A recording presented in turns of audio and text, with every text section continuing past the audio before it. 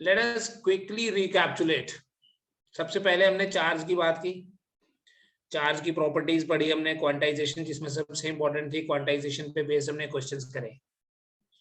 फिर हमने ये पढ़ा कि कैसे हम किसी अनचार्ज्ड बॉडी को चार्ज बॉडी में कन्वर्ट कर सकते हैं, जिसको हमने क्या हेडिंग दिया, हमने पढ़ा मेथड्स ऑफ चार्जिंग। ठीक है, एक तो बेसिक मेथड था जिसको बोलते हैं चार्जिंग बाय फ्रिक्शन, दूसरा हमने पढ़ा चार्जिंग बाय इंडक्शन, और तीसरा हमने अगेन उसको भी मैथमेटिकल टच देके चार्जिंग बाय कंडक्शन पढ़ा, right. Then we discuss about force, electrostatic force, जिसमें हमने ये देखा कि ये फोर्स मीडियम के ऊपर डिपेंड करती है और कैसे मीडियम चेंज करने से फोर्स का इफेक्ट चेंज हो जाता है। ठीक है, that is Coulomb's law which says कि जो इलेक्ट्रोस्टैटिक फोर्स होती है वो मीडियम डिपेंडेंट फोर्स होती है। उसके बाद हमने क्या पढ़ा, उसके बाद हमने मल्टीपल चार्जेस के बीच में फोर्स एक्सप्रेस करी, जिसमें हमने वेक्टर फॉर्म को भी यूज किया, और हमने ये कंक्लूजन निकाला कि अगर कोई चार्जेस का सिस्टम है, बहुत सारे चार्जेस है, तो हम किसी एक चार्ज के ऊपर भी फोर्स कैलकुलेट कर सकते हैं by taking the vector sum of all the forces acting on it due to all other charges. बाकी सारे चार्जेस के कारण जो उसका इफेक्ट है, उस पे इफेक्ट है, वो हम वेक्टर लॉज से करते हैं। ठीक है, उसके बाद हमने ये देखा कि अगर इसी सिस्टम में बहुत सारे चार्जेस हैं और इन बहुत सारे चार्जेस में ऐसी सिचुएशन भी होती है कि किसी पर्टिकुलर चार्ज के ऊपर फोर्स नहीं लग रही है, जिसे हमने नाम दिया इक्विलिब्रियम का। और कल हमने suspended particles entrance point of view से ये भी देख लिया, नीट और जेई के क्वेश्चन उठा के, कि कैसे अगर सस्पेंडेड चार्जेस होंगे तो उनका भी इक्विलिब्रियम किस तरह से हमने देखना है। हमने कुछ इक्वेशंस देखी और उन इक्वेशंस को मैनिपुलेट करना सीखा। अभी बेटा हमारा जो इस पूरे हफ्ते में टॉपिक चलने वाला है, so that is the reason आज वाली क्लास इंपॉर्टेंट है, वो है electric field. We will be studying about electric field. ठीक है, एंड कॉन्सेप्चुअली ये वैसे ही है जैसे आपने ग्रेविटेशन में भी पढ़ा हुआ है। The only thing is gravitation में हमने ग्रेविटेशनल फील्ड बोला था, यहां हम बात करेंगे about electric field, right. So this is the topic, we will be dealing with the electric field now. Electric field होता क्या है? इलेक्ट्रिक फील्ड, जैसे आपको याद होगा ग्रेविटेशनल फील्ड क्या होता है। ग्रेविटेशनल फील्ड जैसे अर्थ के ग्रेविटेशनल फील्ड है जी, अगर कोई बॉडी अर्थ के ग्रेविटेशनल फील्ड से बाहर चली जाती है तो हम बोलते हैं वो एस्केप हो गई। एस्केप हो गई मतलब वो वापस अर्थ पे नहीं आएगी। या जब हम किसी मैग्नेट के बारे में पढ़ते हैं तो तब हम बात करते हैं किसी मैग्नेट के फील्ड की, और किसी भी मैग्नेट के फील्ड को हम क्या बोलते हैं, 10th क्लास में भी पढ़ा, आगे भी पढ़ेंगे अभी मैग्नेटिज्म में, मैग्नेट के फील्ड को बोलते हैं बेटा magnetic field. Now the purpose is, हम बात करेंगे इलेक्ट्रिक फील्ड की। इट शुड बी क्लियर कि ये इलेक्ट्रिक फील्ड क्या है। इलेक्ट्रिक फील्ड किसी भी चार्ज बॉडी के अराउंड वो स्पेस है, the space around a charged body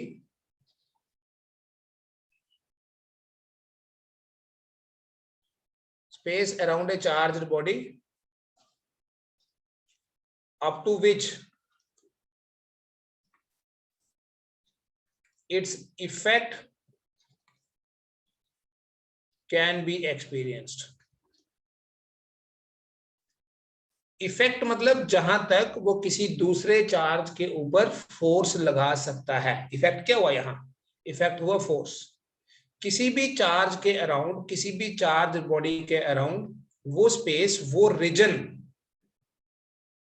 जिस रीजन तक वो किसी दूसरे चार्ज के ऊपर फोर्स लगा सकता है, उस स्पेस को, उस रीजन को इलेक्ट्रिक फील्ड बोलते हैं। इसका मतलब यह है कि जो इलेक्ट्रिक फील्ड है वो एक स्पेस प्रॉपर्टी है। ठीक है, किसी रीजन को, इस स्पेस को हम रीजन भी बोलते हैं। So electric field is a space और रीजन किसी भी चार्ज के अराउंड, जहां तक उसका इन्फ्लुएंस हो, जहां तक उसका इफेक्ट हो, जहां तक वो किसी दूसरे चार्ज के ऊपर फोर्स लगा सके। ठीक है, एंड वी नो कि अगर हमारे पास कोई चार्ज है तो दूर जाएंगे तो उसका इन्फ्लुएंस कम हो जाएगा, उसका इफेक्ट कम हो जाएगा। उसी चीज को मैथमेटिकली एक्सप्रेस करेंगे। और बेटा मैथमेटिकली एक्सप्रेस करने के लिए हमारे पास एक बहुत इंपॉर्टेंट फिजिकल क्वांटिटी है जिसका नाम है इलेक्ट्रिक फील्ड इंटेंसिटी। ठीक है, क्या क्वांटिटी है? Electric field intensity which is represented by E, but मैंने पहले ही ऊपर वेक्टर डाल दिया है। तो इलेक्ट्रिक फील्ड इंटेंसिटी एक वेक्टर क्वांटिटी है। हम बेटा इलेक्ट्रिक फील्ड इंटेंसिटी को डिफाइन कैसे करेंगे, इलेक्ट्रिक फील्ड इंटेंसिटी को कैसे एक्सप्रेस करेंगे mathematically, conceptually? So electric field intensity is the force acting, कैसे डिफाइन करते हैं इसको? It is a force acting per unit charge. Force acting per unit charge. ठीक है, मैथमेटिकली ऐसे लिखा जाता है इलेक्ट्रिक फील्ड। ये डेफिनेशन याद रखनी है बेटा आपने। ये जो स्टेटमेंट यहां लिखने वाला हूं ये बहुत इंपॉर्टेंट है तो बड़ी छोटी सी but very important. Throughout the electrostatics ये यूज होने वाली है। सिर्फ इतनी सी ये एक्सप्रेशन, इतना सा जो मैथमेटिकल मैंने फॉर्म लिख दिया, this is going to be in this chapter throughout जब तक इसको पढ़ोगे। ठीक है, इलेक्ट्रिक फील्ड इंटेंसिटी बोलते हैं बेटा, इलेक्ट्रिक फील्ड इंटेंसिटी, और स्ट्रेंथ ऑफ इलेक्ट्रिक फील्ड भी बोल सकते हैं। ठीक है, इलेक्ट्रिक फील्ड इंटेंसिटी को स्ट्रेंथ ऑफ इलेक्ट्रिक फील्ड भी बोलते हैं। It is defined as force acting per unit charge. So what is the SI unit of electric field intensity? यहां से देख के पता चल जाएगा बेटा इलेक्ट्रिक फील्ड इंटेंसिटी का एसआई यूनिट, सिंस ये फोर्स पर यूनिट चार्ज है, it's SI unit will be Newton पर कूलम। इलेक्ट्रिक फील्ड इंटेंसिटी का एसआई यूनिट क्या होता है? न्यूटन पर कूलम। इसमें मैं इस पे आऊंगा ये Q0 क्या चीज है, एंड ये एक वेक्टर क्वांटिटी है। इलेक्ट्रिक फील्ड इंटेंसिटी की डायरेक्शन वही होगी जो फोर्स की डायरेक्शन होती है। The direction of E vector बोल दो। Electric field intensity is same as that of force. Force की डायरेक्शन और इलेक्ट्रिक फील्ड इंटेंसिटी की डायरेक्शन सेम है, क्योंकि इलेक्ट्रिक फील्ड इंटेंसिटी का जो वेक्टर होना है वो फोर्स की वजह से ही है। फोर्स वेक्टर है, दैट इज द रीजन कि इलेक्ट्रिक फील्ड इंटेंसिटी भी एक वेक्टर क्वांटिटी है। फोर्स पर यूनिट चार्ज, बेटा फोर्स तो आपको पता है क्या है, बट यहां ये जो Q0 लिखा है ये क्या चीज है, इसका क्या इंपॉर्टेंस है, वो पढ़ना बहुत जरूरी है। यहां पर जो ये Q0 लिखा मैंने, here this Q0 is called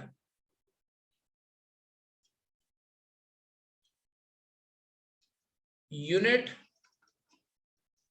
positive test charge. देखो ये टेस्ट चार्ज क्या चीज है? मान लो बेटा मेरे पास एक मैग्नेट है, ठीक है, मैं जस्ट को रिलेट करके समझा रहा हूं। एक मैग्नेट है यहाँ, और इस मैग्नेट में you know in a magnet there are two poles. इस मैग्नेट में यहाँ नॉर्थ पोल है एक तरफ और एक तरफ साउथ पोल है, तो हम बोलेंगे ये एक मैग्नेट है जी। अब इस मैग्नेट का मैग्नेटिक फील्ड कहां तक है? हम क्या करेंगे, एक कोई आयरन का पीस लेंगे, जैसे एक कील ले लेंगे और यहाँ रखेंगे, ये कील इसकी तरफ चला गया, इसका मतलब ये जो पॉइंट है ये फील्ड के अंदर है। फिर थोड़ा और दूर रखेंगे, यहाँ रखा इस आयरन के नेल को, यहाँ से भी अट्रैक्ट हो गया, इसका मतलब यहाँ भी है, बट यहाँ से नहीं हुआ। सपोज यहाँ से नहीं हुआ, इसका मतलब इस पॉइंट पे इस मैग्नेट का मैग्नेटिक फील्ड नहीं है। क्या ये मैग्नेटिक फील्ड कील पे डिपेंड कर रहा है ना? ये मैग्नेटिक फील्ड तो इस मैग्नेट के ऊपर डिपेंड करता है। अब यही कील जो यहां से इसकी तरफ नहीं गया था, अगर मैं मैग्नेट की स्ट्रेंथ बढ़ा दूं, मैग्नेट बड़ा ले लूं, तो अब ये कील चला जाएगा। दैट मीन्स ये फील्ड है जो जिसे हम मैग्नेट का फील्ड या मैग्नेटिक फील्ड बोलेंगे, ये मैग्नेटिक फील्ड कितना स्ट्रॉन्ग या कितना वीक होगा वो डिपेंड करता है कि मैग्नेट क्या है, मैग्नेट के ऊपर डिपेंड करता है। लेकिन हम इस कील की हेल्प से क्या कर रहे हैं, हम इस नेल की हेल्प से, इस कील की हेल्प से, इस आयरन लाइक सब्सटेंस की हेल्प से क्या कर रहे हैं, हम चेक कर रहे हैं मतलब टेस्ट कर रहे हैं। मैग्नेटिक फील्ड किसका है? मैग्नेट का। तो कील की हेल्प से हम टेस्ट कर रहे हैं। तो फिजिक्स में, यहाँ इलेक्ट्रिसिटी में हम क्या बात करते हैं, इलेक्ट्रोस्टैटिक्स में, किसी भी चार्ज का या किसी भी चार्ज्ड बॉडी का जो इलेक्ट्रिक फील्ड होता है, देखने से थोड़ी पता चलेगा ये एक चार्ज वायर है, तो इलेक्ट्रिक फील्ड यहाँ है या नहीं कैसे पता करेंगे? हम यहाँ एक टेस्ट चार्ज रखेंगे। ठीक है, जैसे वो कील रखा जिसकी हेल्प से हमने टेस्ट किया, तो ये Q0 जो है इसे बोलते हैं unit positive test charge. What is this Q0? It is unit positive test charge. Conventionally इसको पॉजिटिव लेते हैं बेटा। इसकी प्रॉपर्टी सिर्फ ये पॉजिटिव होना नहीं है, that is not a big thing कि हमेशा ही पॉजिटिव होगा। मोस्ट ऑफ द टाइम हम पॉजिटिव लेते हैं, बट कभी किसी सिचुएशन में, किसी क्वेश्चन में, किसी न्यूमेरिकल में आपको नेगेटिव भी बोल सकता है वो, बट अगर हमारे पास कोई ऑप्शन नहीं है तो हम पॉजिटिव लेंगे।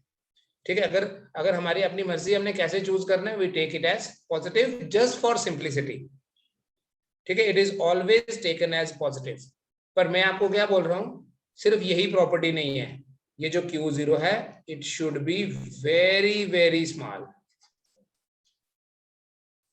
It should be very very small, ताकि ये ज्यादा इंपॉर्टेंट प्रॉपर्टी है बेटा इसकी, ताकि इसका अपना इलेक्ट्रिक फील्ड नहीं हो। जैसे मैं अगर मैग्नेट लेके यहां बोलता हूं कि मैंने ये मैग्नेट रखा और यहां एक और मैग्नेट रख दिया, तो बेटा अगर यहाँ एक और मैग्नेट रख देंगे फिर तो इसका भी मैग्नेटिक फील्ड हो जाएगा। फिर मुझे क्या पता चलेगा कि यहाँ पर मैग्नेटिक फील्ड एक का है कि दोनों का है? होगा तो दोनों का ही। बट अगर मुझे एक का ही स्टडी करना है तो मैं एक ऐसा सब्सटेंस ले लूंगा, एक ऐसा मटेरियल ले लूंगा जिसका अपना मैग्नेटिक फील्ड बहुत कम है। ठीक है, that means it should be very very small. इसलिए हम कन्वेंशनली जब भी टेस्ट चार्ज लेंगे तो उसे कन्वेंशनली पॉजिटिव लेना है, बट उसका जो मैग्नीट्यूड होगा that should be very very small. The magnitude of the test charge should be small, ताकि वो टेस्ट चार्ज कहीं अपना फील्ड नहीं क्रिएट कर दे। तो हम जिस चार्ज का इलेक्ट्रिक फील्ड स्टडी कर रहे थे उसी चार्ज के इलेक्ट्रिक फील्ड को ही कंसीडर करना है, कोई दूसरा फील्ड नहीं होना चाहिए। और वो दूसरा फील्ड तभी नहीं होगा अगर हमारा जो टेस्ट चार्ज है वो बहुत छोटा है। कन्वेंशनली उसका जो साइन है वो पॉजिटिव लेंगे, बट मेन प्रॉपर्टी ये है it should be very very small. इसलिए बेटा ये जो मैंने यहां तो Q0 लिखा, आपको यही जो डेफिनेशन है किसी बुक में हो सकता है ये डेफिनेशन ऐसे दिखे लिखी हुई,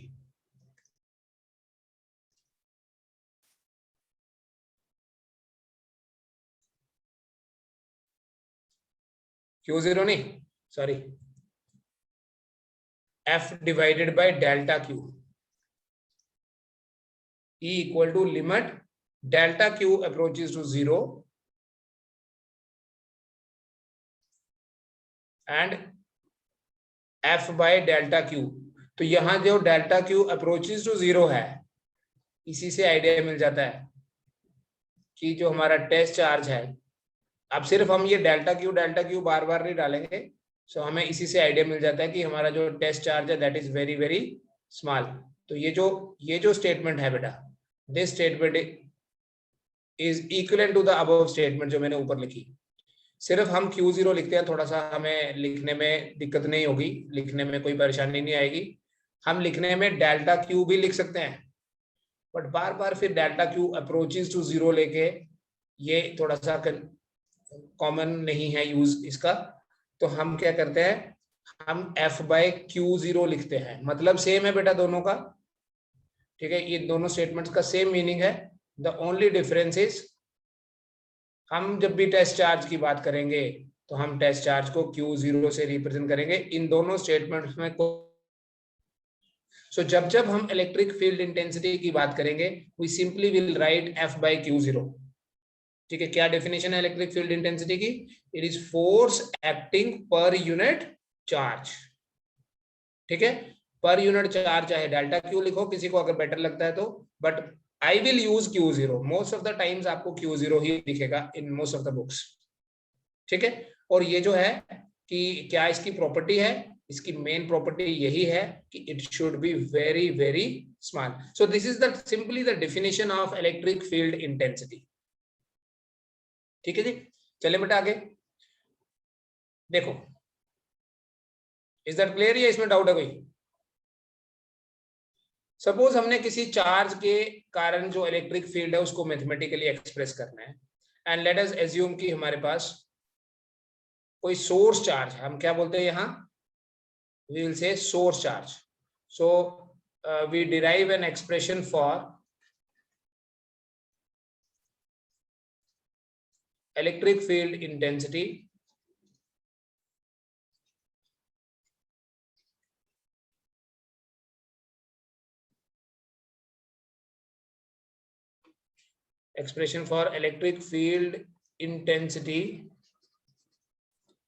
due to a point charge, single charge, किसी पॉइंट चार्ज के कारण हम देखेंगे इलेक्ट्रिक फील्ड इंटेंसिटी जो है वो कौन से फैक्टर्स पे डिपेंड करती है। ठीक है, उस पॉइंट चार्ज को जो भी हम कंसीडर करेंगे उसे बोलेंगे हम सोर्स चार्ज। मान लो बेटा हमारे पास एक चार्ज यहां पड़ा है, ठीक है, मैं थोड़ा सा बड़ा करके दिखा रहा हूं, और ये जो चार्ज हमने कंसीडर किया, let this charge is positive. ठीक है, ये चार्ज कैसा है, ये एक पॉजिटिव सोर्स चार्ज हमने कंसीडर कर लिया यहां पे।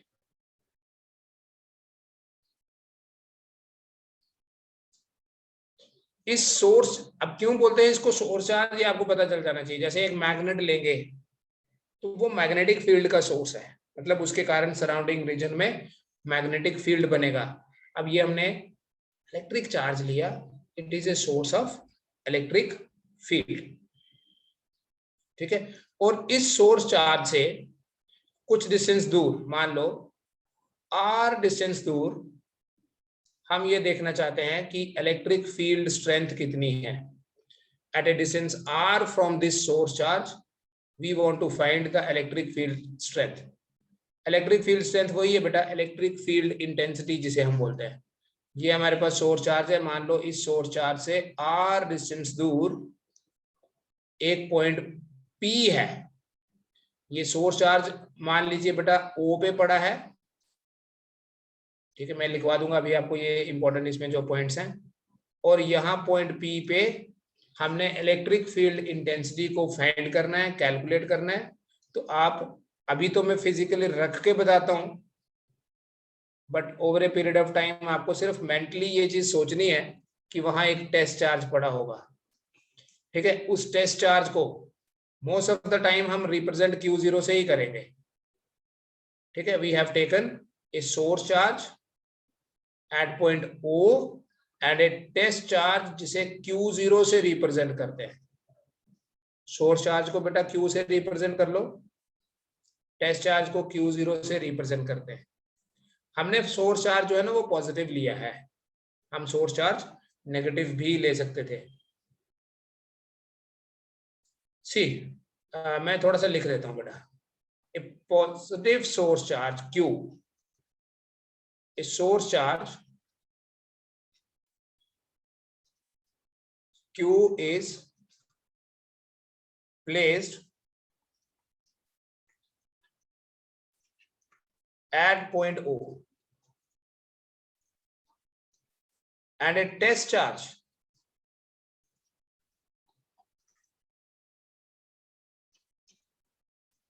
is placed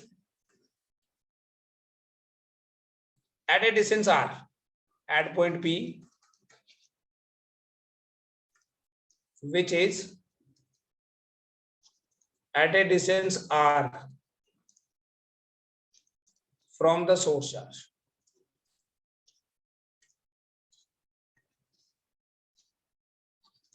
ठीक है, एंड लेट अस से कि इन दोनों के बीच में जो डिस्टेंस है, the distance between source charge and the test charge, ये वाला डिस्टेंस, ये जो डिस्टेंस है, सपोज करो ये डिस्टेंस है बेटा R, the distance between them is r। तो इन दोनों के बीच में फोर्स कितनी होगी, अभी मैं सिर्फ मैग्नीट्यूड की बात कर रहा हूं। Force between q and q0, distance हमने कितना लिया है, हमने डिस्टेंस लिया r, तो क्या बोलेंगे, force between q and q0 is F equals to k q into q0 by r square. पता चला बेटा फोर्स। तो इसी, ये कॉलम लाना सिंपल, इसी से आप F बाई Q0 क्या बोलोगे, कितना आता है। तो अगर आप F बाई Q0 देखना चाहते हैं, what is F by Q0, इसी एक्सप्रेशन से ये Q0 इधर चला गया, K into Q by R square, ठीक है। और अभी जो पिछले स्लाइड में आपने देखा, इस F बाई Q0 को तो हम क्या बोलते हैं, electric field intensity. It means अगर F बाई Q0 लिखे, बट F बाई Q0 क्या है, E है। देयरफॉर हमारा E क्या बना, therefore E is equal to K Q by R square. और अगर हम इसी को वेक्टर फॉर्म में लिखना है, तो E vector equal to K Q by R square into R vector, ठीक है। ये किसी पॉइंट चार्ज के कारण जो इलेक्ट्रिक फील्ड स्ट्रेंथ है उसका एक्सप्रेशन है। और यहां से आप देख लीजिए, इस एक्सप्रेशन में ना टेस्ट चार्ज नहीं आ रहा, टेस्ट चार्ज कहीं भी नहीं आ रहा, क्योंकि किसी भी चार्ज का इलेक्ट्रिक फील्ड कहां पर कितना है वो इस चीज पे डिपेंड नहीं करता कि टेस्ट चार्ज क्या है। वो सिर्फ इस चीज पे डिपेंड करता है कि हमारा जो सोर्स चार्ज है उसकी स्ट्रेंथ क्या है, उसका मैग्नीट्यूड कितना है और डिस्टेंस कितना है। अगर जितना दूर जाएंगे इलेक्ट्रिक फील्ड स्ट्रेंथ उतनी ही कम हो जाएगी, ठीक है। और बेटा अगर वेक्टर फॉर्म में देखें, ये लिख लिया आपने, अगर वेक्टर फॉर्म में हम बात करें तो इसी से हमें इलेक्ट्रिक फील्ड की डायरेक्शन भी पता चल जाएगी। क्या हम देख सकते हैं इलेक्ट्रिक फील्ड इंटेंसिटी की डायरेक्शन, देखो एक्सप्रेशन हमारे पास आ गया, ये आपने नोट किया होगा I hope.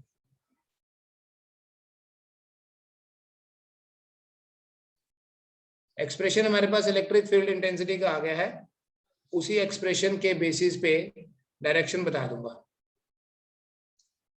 E is equal to E vector is equal to 1/4 epsilon 0 लिख लूं अब K की जगह, इसी K की जगह लिखना है, into Q by R square. और आपको पता है बेटा यूनिट वेक्टर होता है vector divided by magnitude of the vector. Simply you can also write it this way. It means E vector is equal to 1/4 epsilon 0 Q by R square into R हो गया बेटा R cube into R vector. ये है electric field intensity का expression vector form में। देखो ये positive charge इस टेस्ट चार्ज को रिपेल करेगा, फोर्स की डायरेक्शन कैसी होगी, रिपल्शन होगी ना। तो इसलिए जो इलेक्ट्रिक फील्ड की डायरेक्शन होगी वो भी वैसी ही होगी, इलेक्ट्रिक फील्ड की वही डायरेक्शन होती है जो फोर्स की डायरेक्शन है। तो इस पॉजिटिव चार्ज के ऊपर जो फोर्स लगेगी this will be the direction of that force. बेटा जो टेस्ट चार्ज हमने लेना है, इस चीज को as a standard as a rule मान लीजिए आप कि जो हमने टेस्ट चार्ज लेना है वो टेस्ट चार्ज हम हमेशा पॉजिटिव लेंगे। Test charge is always taken as positive, ठीक है। सोर्स चार्ज कैसा भी गिवन हो सकता है किसी सिचुएशन में, बट आप टेस्ट चार्ज पॉजिटिव ही लोगे जब तक कि स्पेशली मेंशन नहीं किया हो कि नेगेटिव लेना है। तो अगर हमारा सोर्स चार्ज मान लो बेटा नेगेटिव है, मान लीजिए कि हमारा जो सोर्स चार्ज है वो पॉजिटिव नहीं है, जैसे अभी तो पॉजिटिव लिया, सपोज जो सोर्स चार्ज है वो नेगेटिव है, ठीक है। ये नेगेटिव सोर्स चार्ज यहां ले लेता हूं, मैं थोड़ा सा बड़ा करके दिखा रहा हूं, actually these are point charges, ठीक है। और इस बार मेरा जो सोर्स चार्ज है वो नेगेटिव है। इस नेगेटिव सोर्स चार्ज से आर डिस्टेंस दूर, अब यहां अगर मैं टेस्ट चार्ज रखूं तो इस नेगेटिव सोर्स चार्ज के कारण हमारा जो टेस्ट चार्ज है उसको अट्रैक्शन मिलेगी। टेस्ट चार्ज तो स्मॉलर है, तो we take small charge like this. तो इस टेस्ट चार्ज को हमारा जो सोर्स चार्ज है क्यू ही लिखता हूं, इस Q0 को अट्रैक्ट करेगा। एंड इसलिए जो हमारा ये नेगेटिव चार्ज है, अगर मैं बोलूं नेगेटिव चार्ज, सोर्स वाला चार्ज बोल रहा हूं, तो ये इस टेस्ट चार्ज को क्या करेगा, अट्रैक्ट करेगा। तो इसके ऊपर जो फोर्स लगेगी वो ये लगेगी। सो दोनों केसेस में देखें, जो फोर्स की डायरेक्शन है वही इलेक्ट्रिक फील्ड की डायरेक्शन होती है, ठीक है। दैट मीन्स इलेक्ट्रिक फील्ड की, इसके बारे में हम डिटेल में भी करेंगे बात, अभी तो मैं सिर्फ फोर्स के बेसिस पे बता रहा हूं। इसका मतलब ये हुआ कि अगर हमारे पास कोई पॉजिटिव सोर्स चार्ज है, ये कौन सा चार्ज होता है, इसको बोलते हैं सोर्स चार्ज, इसको बोलते हैं सोर्स चार्ज, और ये है बेटा test charge. In both the cases I have considered this test charge to be positive. हमारा जो टेस्ट चार्ज है वो तो पॉजिटिव ही होगा, सोर्स चार्ज कैसा भी हो सकता है। तो जो इलेक्ट्रिक फील्ड की डायरेक्शन होगी वो किसी पॉजिटिव सोर्स चार्ज से, देखिए ये ऐसे है जैसे दूर जा रहा है, और नेगेटिव के लिए इट इज कमिंग टुवर्ड्स। तो ये इलेक्ट्रिक फील्ड की डायरेक्शन नहीं है, बेसिकली ये फोर्स की डायरेक्शन है। किसके ऊपर लग रही है ये फोर्स, किसी यूनिट पॉजिटिव टेस्ट चार्ज के ऊपर। नोट कर लीजिए इसको, कोई डाउट है तो इसमें बता दो।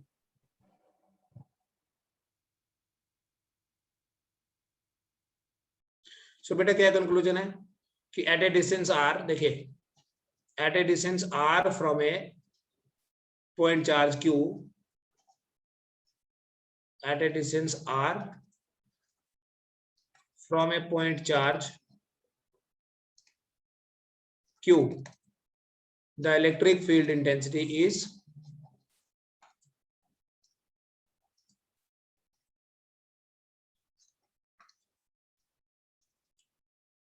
simply, या ऐसे लिखो, the magnitude of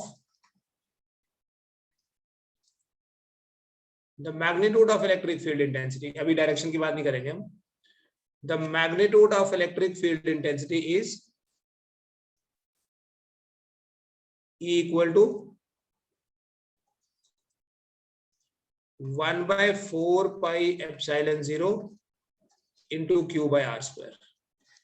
तो इसका मतलब ये हुआ किसी भी पॉइंट चार्ज का जो इलेक्ट्रिक फील्ड है, जो किसी भी पॉइंट चार्ज के कारण इलेक्ट्रिक फील्ड इंटेंसिटी है, वो इनवर्सली प्रोपोर्शनल होती है आर स्क्वायर के। किसी भी पॉइंट चार्ज के कारण जो इलेक्ट्रिक फील्ड इंटेंसिटी होती है वो इनवर्सली प्रोपोर्शनल किसके, आर स्क्वायर के। मतलब डिस्टेंस बढ़ाने से फील्ड वीकर हो जाएगा। अब ये तो बेटा एक चार्ज के कारण है। अगर हमारे पास बहुत सारे पार्टिकल्स होंगे, उन बहुत सारे पार्टिकल्स के कारण हम इलेक्ट्रिक फील्ड इंटेंसिटी को कैसे कैलकुलेट करेंगे, फिर उसके बेसिस पे न्यूमेरिकल भी बताऊंगा एक। सो क्या पढ़ना है, electric field intensity due to electric field, थोड़ा स्पेस यूटिलाइजेशन कर देते हैं, electric field intensity due to a system of charges.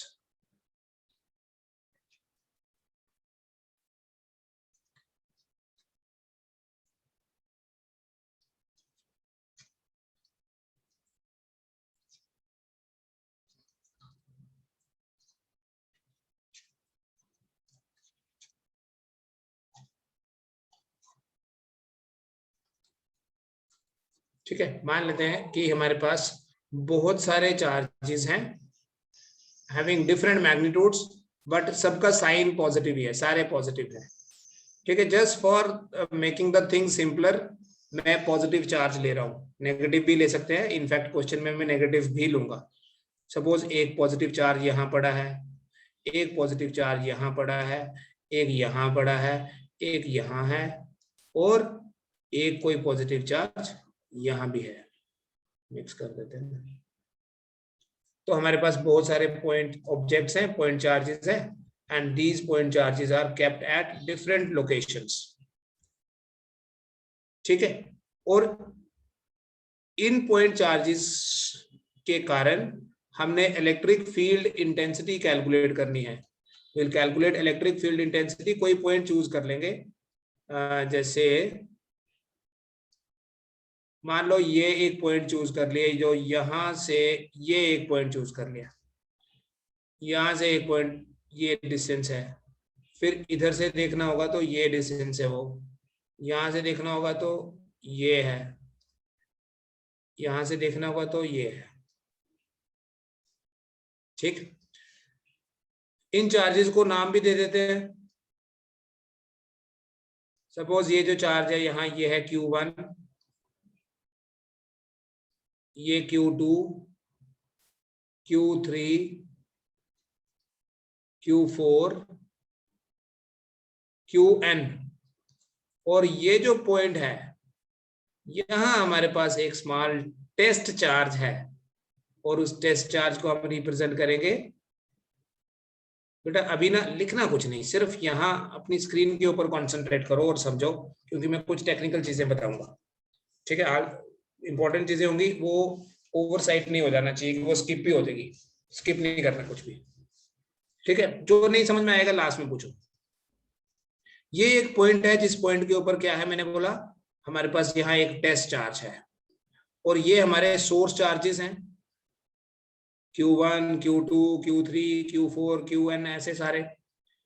इन सारे टेस्ट चार्जेस के कारण हमने ये देखना है कि इस P पॉइंट पे इलेक्ट्रिक फील्ड स्ट्रेंथ कितनी है, इलेक्ट्रिक फील्ड कितना है रिजल्टेंट। स्टेटमेंट में बाद में समझाता हूं, पहले ये देखो कि अगर यहां पर एक टेस्ट चार्ज पड़ा हुआ है, इस टेस्ट चार्ज के ऊपर फोर्स सारे लगाएंगे ना, तो उन सभी के कारण यहां इलेक्ट्रिक फील्ड इंटेंसिटी होगी, E is equal to F by Q zero होता है।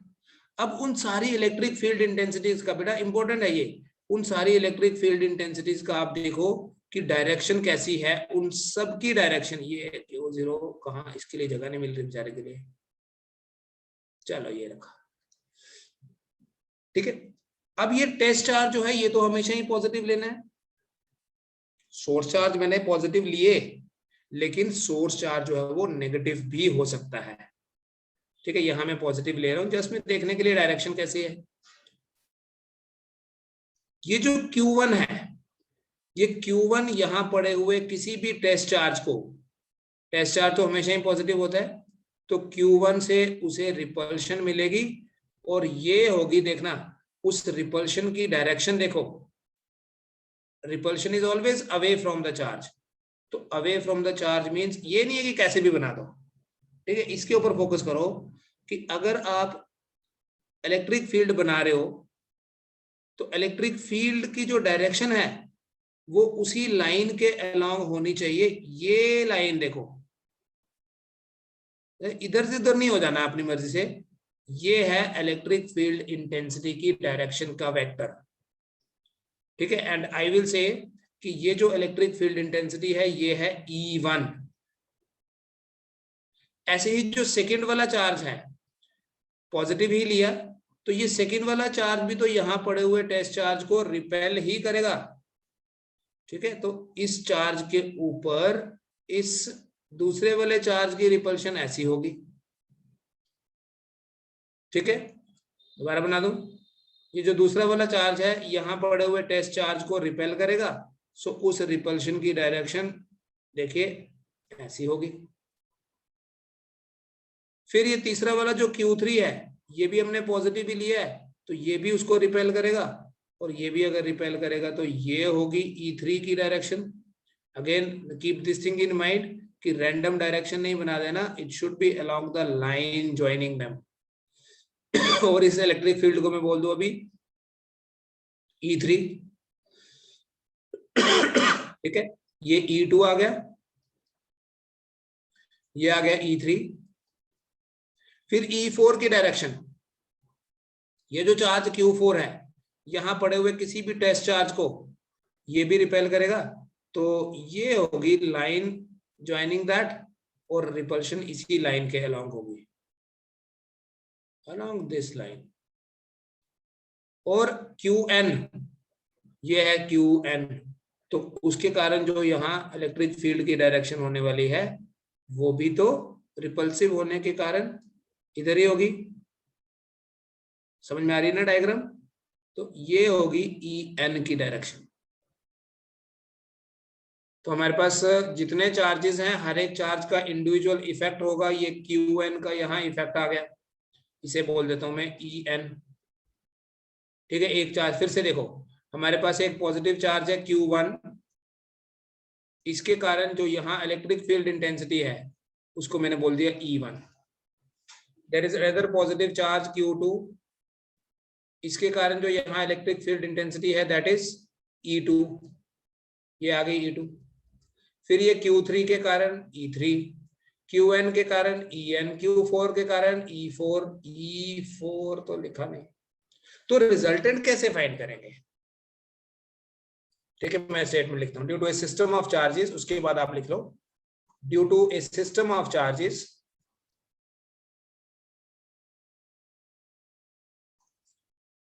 the net electric field intensity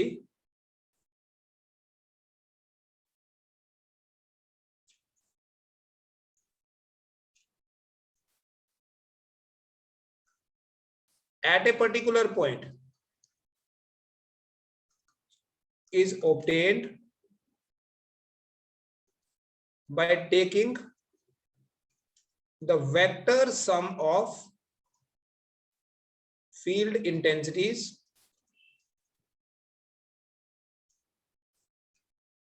due to all the charges।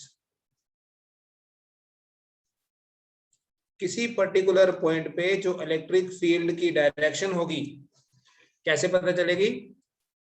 सभी का रिजल्टेंट लगाना है, सभी का रिजल्टेंट मतलब नेट इफेक्ट, और वेक्टर सम करना है ना। वेरी गुड मेहताब, इसी वेक्टर सम को हमने कैसे पढ़ा था जब हम फोर्स की बात कर रहे थे? इसी को बोलते हैं सुपरपोजिशन प्रिंसिपल। तो जिस तरह से फोर्स कैलकुलेट करते हैं उसी तरह से आपने इलेक्ट्रिक फील्ड इंटेंसिटी को भी कैलकुलेट करना है। ठीक है, you should write this, and उसके बाद में इसका मैथमेटिकल पार्ट बताता हूँ आपको। ठीक है, सपोज ये पॉइंट P है, यहाँ हमने एक टेस्ट चार्ज रखा है और ये वही पॉइंट है जहां हम इलेक्ट्रिक फील्ड इंटेंसिटी कैलकुलेट करना चाहते थे। So at point P the net electric field intensity is, अगर वेक्टर फॉर्म में ऐसे एक्सप्रेस करना है तो I will write E vector equal to E1 plus E2 vector form. ठीक है, so on up to EN। अब ये जो चार्ज Q1 है, सपोज इसका डिस्टेंस है R1, QN का है P पॉइंट से RN, Q4 का है R4, Q3 का है R3 और Q2 का अगर R2 है तो लिखेंगे ऐसे, E is equal to vector form में K Q1 by R1 square R1 cap, K Q2 by R2 square R2 cap, so on QN K QN by RN square RN cap. तो finally आपके पास जो expression बन जाएगा, आप K को तो कॉमन ले लीजिए। ठीक है, K को कॉमन लेके E क्या आ जाएगा? स्टेटमेंट लिखी मैंने सिर्फ, R1 square R1 cap, Q2 by R2 square R2 cap, Q3 by R3 square R3 cap, so on QN by RN square RN cap. इसको लिखो, फिर हमें एक न्यूमेरिकल करेंगे, अभी 5 मिनट है अपने पास। ठीक है, इसको रब करूँ या लिखना है? क्वेश्चन है हमारे पास 2 पॉइंट चार्जेस है बेटा, 2 पॉइंट चार्जेस, टेक्स्ट बुक में होगा ये question. +4 microcoulomb and -4 microcoulomb are kept 20 centimeter apart in free space. Calculate the net electric field intensity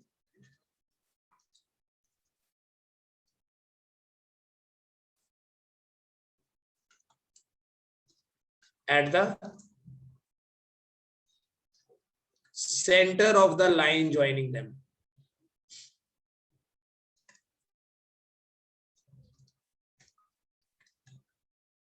At the center of the line joining them, उन दोनों को join करके एक लाइन जो बनेगी, उस लाइन के सेंटर पे नेट इलेक्ट्रिक फील्ड इंटेंसिटी कितनी होगी. ठीक है, ऐसे ले लो. ये मेरे पास एक पॉजिटिव चार्ज है यहाँ +4 माइक्रोकूलम, यहाँ दूसरा चार्ज है -4 माइक्रोकूलम, और इन दोनों के बीच में जो डिस्टेंस है, that distance is given to be 20 centimetre. तो कैन आई राइट कि इन दोनों के बीच में जो डिस्टेंस है वो 0.2 मीटर है ना. 20 सेंटीमीटर क्या हुआ? 0.2 मीटर ही हुआ. और एक चार्ज है +4 माइक्रोकूलम और दूसरा है -4. तो ये इसको लिख दूं +4 माइक्रोकूलम और ये हो गया -4 माइक्रोकूलम. सेंटर पे फाइंड करना है. ये वाला डिस्टेंस कितना है बोलो? 0.1 मीटर. और ये वाला डिस्टेंस कितना है? 0.1 मीटर. समझ में आया कैसे? 20 सेंटीमीटर है. 20 centimetre is equal to 20/100 metre, that is 0.2 metre. लेकिन मिड पॉइंट पे कितना हो दोनों से? 0.1. समझना बेटा, नेगेटिव चार्ज के कारण होता क्या है. ये जो हमारा पॉजिटिव चार्ज है, ये पॉजिटिव चार्ज यहाँ पड़े हुए किसी भी टेस्ट चार्ज को रिपेल करेगा इधर, और नेगेटिव चार्ज यहाँ पड़े हुए किसी भी टेस्ट चार्ज को अट्रैक्ट करेगा. पता चला? दोनों इलेक्ट्रिक फील्ड सेम डायरेक्शन में हो गए. ए पॉइंट पे जो चार्ज था उसने रिपेल किया, बी पॉइंट पे जो चार्ज था उसने अट्रैक्ट किया. अभी स्टार्टिंग में बताया था, negative charge unit positive test charge को अट्रैक्ट करता है. इसकी अट्रैक्शन के कारण जो इलेक्ट्रिक फील्ड है उसको ईबी, और इसकी रिपल्शन के कारण जो इलेक्ट्रिक फील्ड है उसको ईए बोल देता हूं. ईए का मैग्नीट्यूड कितना होगा? मैग्नीट्यूड के ए पे कितना चार्ज है डिवाइडेड बाय डिस्टेंस का स्क्वायर. अभी डिराइव किया हमने फॉर्मूला. के कितना है? यहां लिखा है फ्री स्पेस 9 × 10⁻⁹. ए पे जो चार्ज है 4 microcoulomb, we can write 4 × 10⁻⁶ divided by 0.1 का स्क्वायर हो गया 10⁻⁻². 0.1 मतलब 10⁻⁻1. तो 10⁻⁻1 का स्क्वायर क्या हुआ? 10⁻⁻². तो यहां से बेटा आपके पास ई ए बनेगा 9 × 4 हो गया 36 into 9 - 6. Basis are same, power subtract हो जाएगी, ऐड हो जाएंगी, तो 9 - 6 3 बनेगा 3, और ये ऊपर आके 5 हो जाएगा. कर देना इसको. न्यूटन पर कूलम है, इसको लिख सकते हैं 3.6 × 10⁻⁶ न्यूटन पर कूलम. सिमिलरली ईबी का जो मैग्नीट्यूड होगा, मैग्नीट्यूड लिखना है ना, 9 × 10⁻⁹. चार्ज तो वहां भी इतना ही है, चार्ज तो बराबर है ना, मैग्नीट्यूड तो दोनों का बराबर है. तो माइनस साइन का इंपॉर्टेंस क्या है? यहाँ माइनस साइन ही है जिसके कारण ये डायरेक्शन सेम हो गई. अगर यहाँ भी प्लस होता, यहाँ भी अगर प्लस होता तो इसने रिपेल करना था, डायरेक्शन उधर चले जाती, 0 आ जाता. बट यहाँ दोनों की डायरेक्शन सेम है. बेटा अगर इन दोनों इलेक्ट्रिक फील्ड्स की डायरेक्शन सेम है तो इन दोनों के कारण जो इलेक्ट्रिक फील्ड बनेगा, जो रिजल्टेंट बनेगा, वो दोनों को ऐड करके आ जाएगा. ठीक है, लास्ट लाइन ये लिख लेना. Since E1 and E2 are along the same line, are along the same direction, therefore since E1 and E2 have same directions, therefore the net electric field intensity at point O बोल दो, centre वाले इस point को O बोल दो, is E equal to E1 plus E2, दोनों को add करो, आपके पास आएगा 7.2 इंटू 10 डेज पर 6, 3.6 इंटू 10 डेज पर 6 प्लस 3.6 इंटू 10 डेज पर 6। ठीक है, दैट्स ऑल फॉर टुडे। इसको देखना लेकिन आज, कल थोड़ा इससे नेक्स्ट लेवल के क्वेश्चंस हम करेंगे। इसमें कोई डाउट होगा तो आप पूछ लेना अभी, लेकिन आप नोट कर लीजिए पहले।